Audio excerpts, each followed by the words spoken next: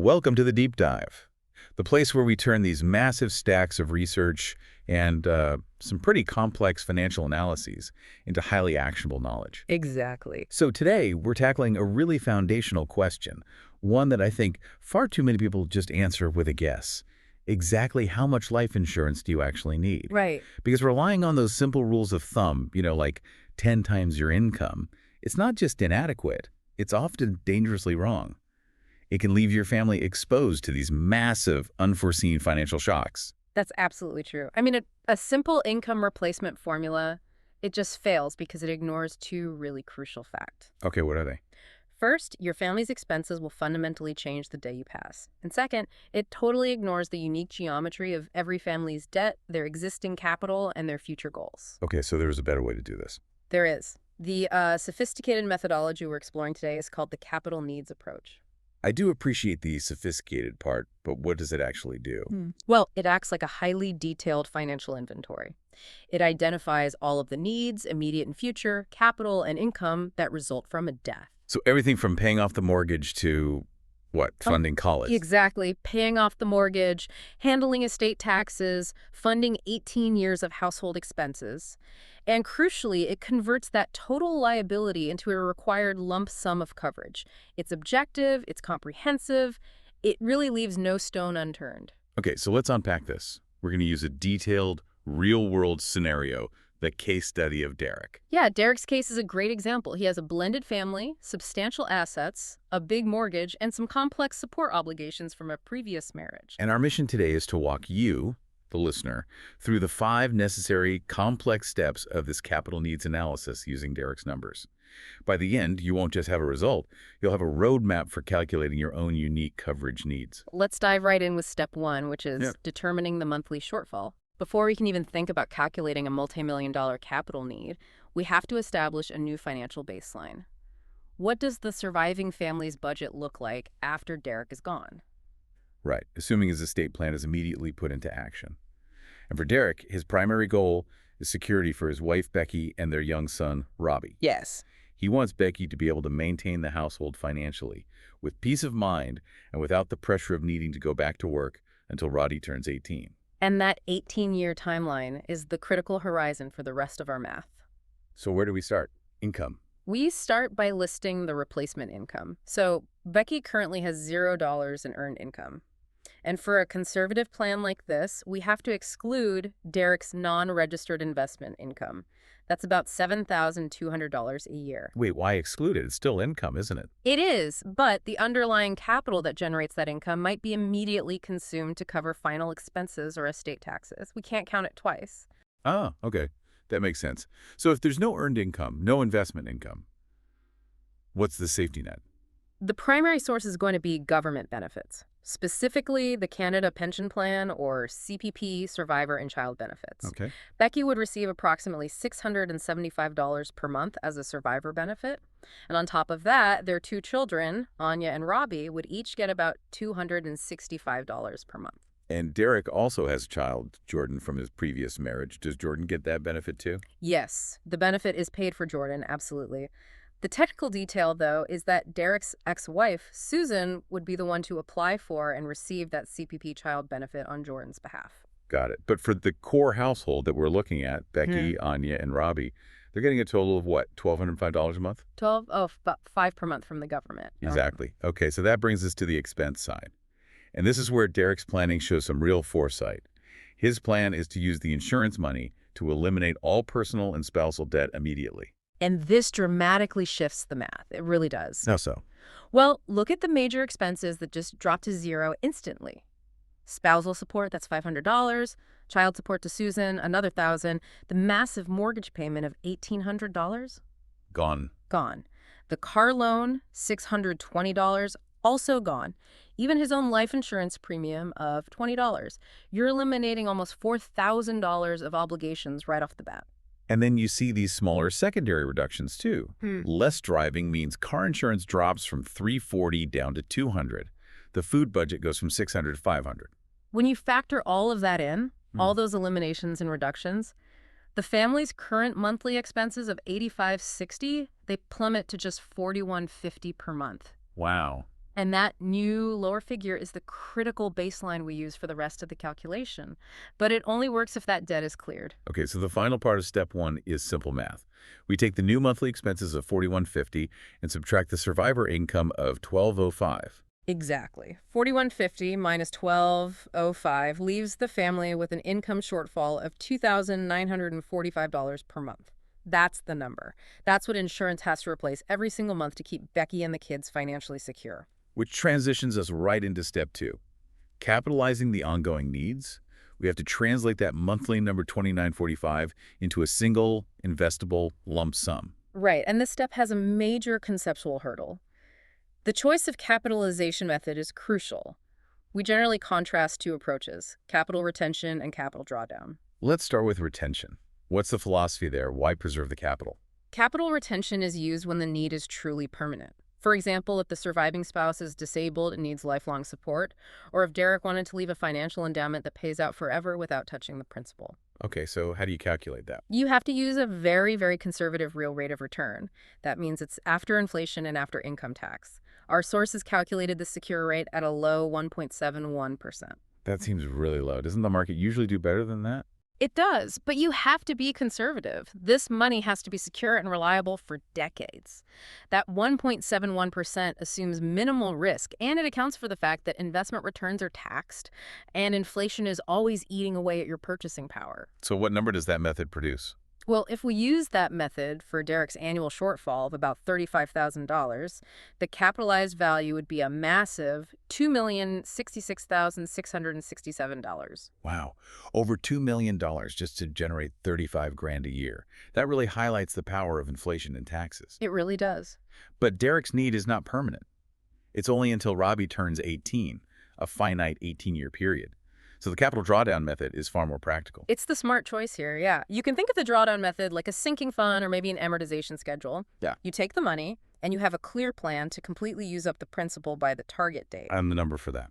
Using the drawdown method for that 18-year period gives us a required capital sum of $636,120. This figure is the core component that covers the family's monthly income needs. Much more manageable. And we also have to use that drawdown concept for Derek's other fixed obligations, the ones he wanted handled separately. Precisely. His spousal support obligation for Susan, that's $500 a month for the remaining 21 years. That requires a capitalized sum of $126,000. Okay. And then the child support for Jordan, $1,000 a month for 11 years. That requires $132,000 in capital. So just in step two, we've already identified over $890,000 in required capital. And that's just for the ongoing income needs, which sets the stage perfectly for step three. Identifying the lump sum capital needs. These are the bills that show up immediately and demand cash. We start with the known, straightforward expenses. Derek estimated $20,000 for final expenses, the funeral, burial, legal fees for the estate. Okay. Then the debt elimination he prioritized, the mortgage of $318,120, and the car loan of $41,000. These are prerequisites for our budget calculation in step one to even hold up. So that's almost $380,000 in debt and final expenses. That's a massive chunk already. But this is where it gets really interesting and where that 10x income rule just totally fails. Yeah. The sudden, non-negotiable tax liability, the deemed disposition of assets. This is often the biggest surprise in any complex estate plan. Derek plans to leave his cottage, an asset that's appreciated a lot, in trust for his kids. Right. But under tax law, even though the family isn't selling it, that transfer is deemed disposed for tax purposes. The capital gain is immediately realized and becomes taxable to the estate. So let's look at the numbers for the cottage. It has a fair market value, the FMV, of $600,000. But the adjusted cost base, the ACB, is only $250,000. Which means a capital gain of $350,000. And that gain results in a staggering immediate cash liability. It does. Using Derek's estimated 45% marginal tax rate for the year of death and factoring in the capital gains inclusion rate, that gain results in an immediate tax bill of $86,265. $86,000. Just for taxes. Cold, hard cash the estate needs immediately to pay the government. And that money has nothing to do with Becky's ability to buy groceries or pay the power bill. It's just a logistical estate hurdle that has to be paid with liquid funds. This is exactly where insurance is so powerful. It's a clean and efficient solution. If the estate doesn't have that cash handy, The executor might be forced to liquidate other assets, maybe at a bad time, just to satisfy the government. Which takes us to step 4, future and legacy needs. These are the forward-looking buffers and wishes that Derek wants funded. First is liquidity. Derek wants to ensure 6 months of Becky's reduced expenses, that $41.50 a month is maintained as an emergency fund. Okay, so he budgeted for that. Yeah, he budgeted $25,000 for this buffer, knowing that their current savings might get eaten up by final expenses and that surprise tax bill. And then education. Right. He wants to supplement the existing registered education accounts with an extra $10,000 for each of his 3 children. So that's another $30,000 for future schooling. And finally, legacy. And finally, legacy. Insurance isn't just about covering necessities. It can also fund wishes. Derek's plan includes a charitable bequest of $100,000 to the local hospice center. And we also see in the research how insurance can be used to solve some really complex family issues, like estate equalization. That's a compelling example. Let's say Derek leaves the $600,000 cottage solely to his eldest son, Jordan. Right. How do you make that fair to the other 2 kids? Insurance provides the monetary equality. The policy could be structured to pay out $600,000 each to Anya and Robbie. That way, all 3 kids receive an equal value from the estate without forcing the sale of an illiquid emotional asset like the cottage. That's fascinating. Okay, let's tally this up. All the requirements so far. When we add the capitalized income needs, the support obligations, final expenses, the massive debt, that surprise tax liability, the emergency fund, education funds, and the charitable gift. What's the total? Derek's total capital needs reach a sum of $1,514,505. Over $1.5 million. That's the amount needed just to execute his final wishes. Exactly. That is the magnitude of the need we're dealing with. Okay, now for the final reality check, step 5. Available assets and the final shortfall. This is where we see what Derek already has that can offset that $1.5 million requirement. And we have to be highly selective here. You only count assets that are liquid or that the family is willing to sell to cover these needs.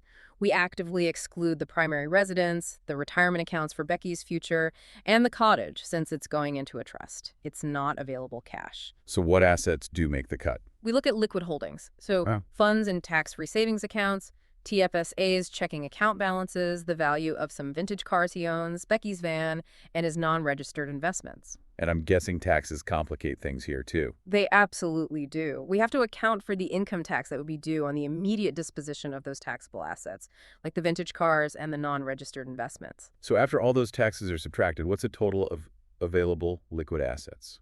The total is $402,750. Okay, that's a substantial offset. Over $400,000 in available cash. So finally, we look at the insurance Derek already has. Derek currently holds 2 policies. An individual term life policy for $250,000 and another $100,000 of coverage through his employer's group plan. So his total existing insurance is $350,000. Okay, time for the final calculation. The capital shortfall is the total capital needs minus the available assets minus the existing insurance. The math is $1,514,505 in needs, minus $402,750 in available assets, minus $350,000 in existing insurance. And the bottom line. The calculated capital shortfall is $761,755. So after walking through every single complexity, every debt, every tax liability in future wish, Derek needs to acquire an additional $760,000 in new life insurance coverage. We're just rounding that for safety. And the capital needs approach, it replaces all that subjective guesswork with an objective, comprehensive figure. It's derived directly from the family's specific financial reality. It forces you to deal with every potential financial shock up front. And in Derek's case, it identified a need that's so much greater than any simple income multiplier would have ever suggested. Absolutely. It's just so powerful to see that math in action.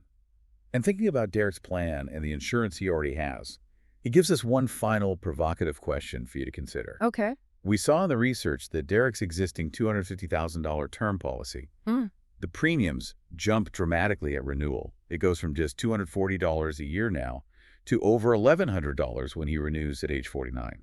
Yeah. And then it gets sharply higher after that. Right. So if, through an analysis like this, you determine you need a large amount of permanent capital coverage, like the $760,000 Derek needs here, which covers permanent things like that tax liability and his legacy wishes, what's the true long-term cost trade-off? A trade-off between what? between continually paying those increasing term insurance premiums versus converting some or all of that coverage to a permanent plan now to lock in the price. So it's the next crucial strategic question to explore as your financial plan evolves, Yeah, moving beyond simple protection and into long-term estate management. Thank you for walking us through Derek's financial future today. my pleasure. And thank you for joining us for the deep dive. We'll see you next time.